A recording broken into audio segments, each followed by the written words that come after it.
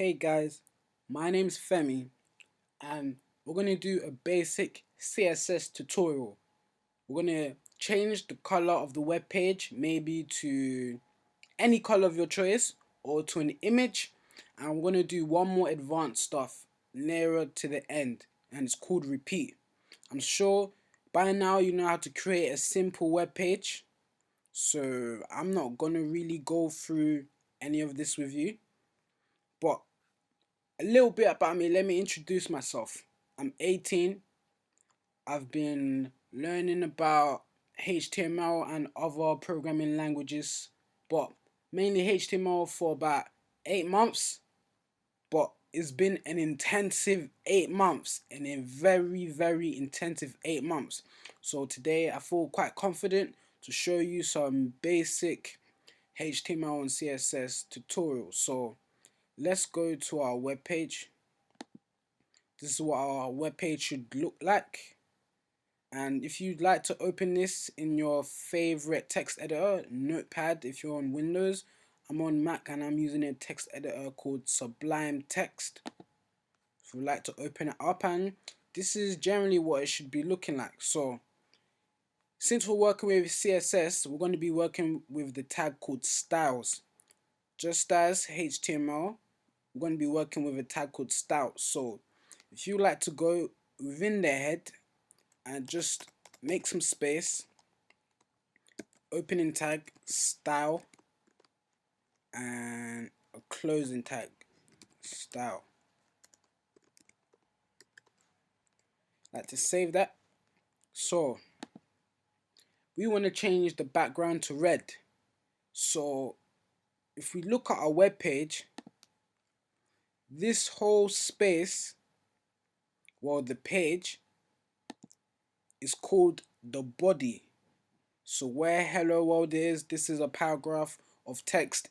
All of that is in the body. We want to affect the color of the body, that whole space, that whole white space. So what we do is we target the body. We say we want to deal with the body. So that's body, space, and now we begin our actual code that's going to affect how the body is going to be displayed. So we open that.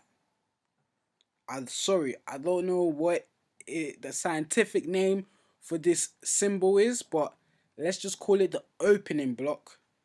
So we want to change the background, so we want to type background. Now we want to affect the background. Now we put those two dots to say what the effect of the background is going to be, and it's going to be red. And then we put a closing parenthesis that ends the code, and this ends the closing block. So let's save that and let's see what our web page looks like now. Red, very basic. Let's try green. You can have a play around with it if you want. Green.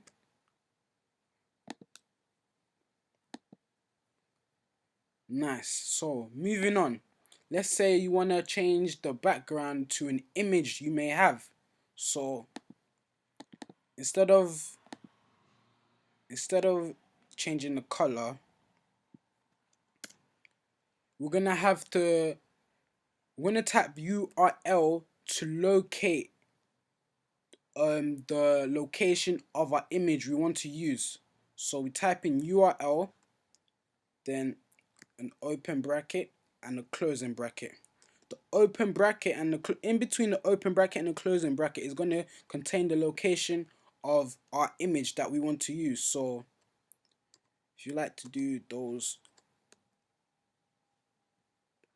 quotes, like it's all right to do single quotes, then where I have the image stored, because we're working from the index HTML, we have to type in image, because we can't just say background, because where this code is beginning is in index HTML. So we have to type in image. So it's going to go to image first, then it's going to go to background. So img/background.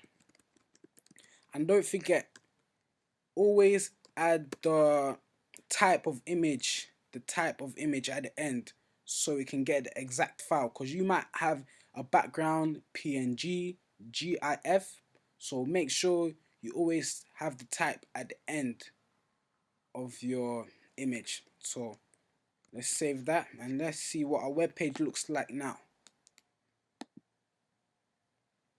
And that is the background of our page.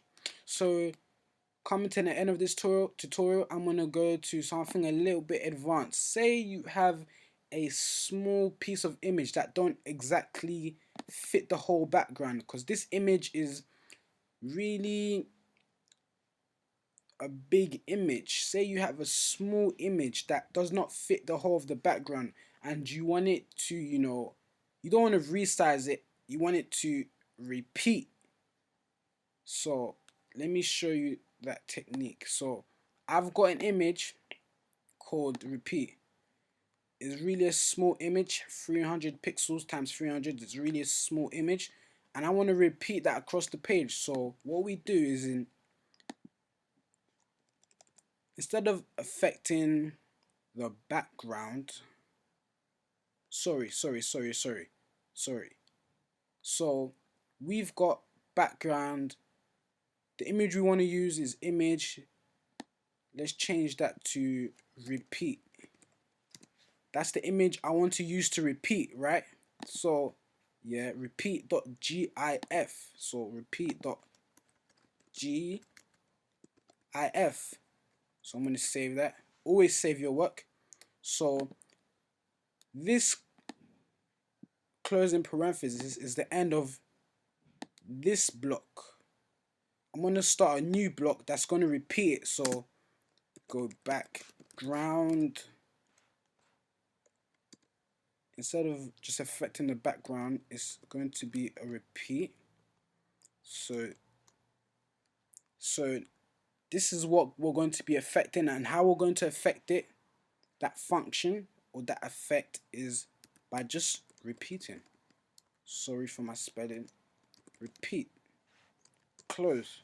Let's save that and let's see what it looks like now.